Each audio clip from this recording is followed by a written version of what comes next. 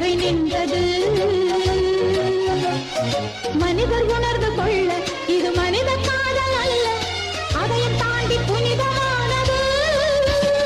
அபிராமியே தாலாட்டும் சாமியே நான் தானே தெரியுமா?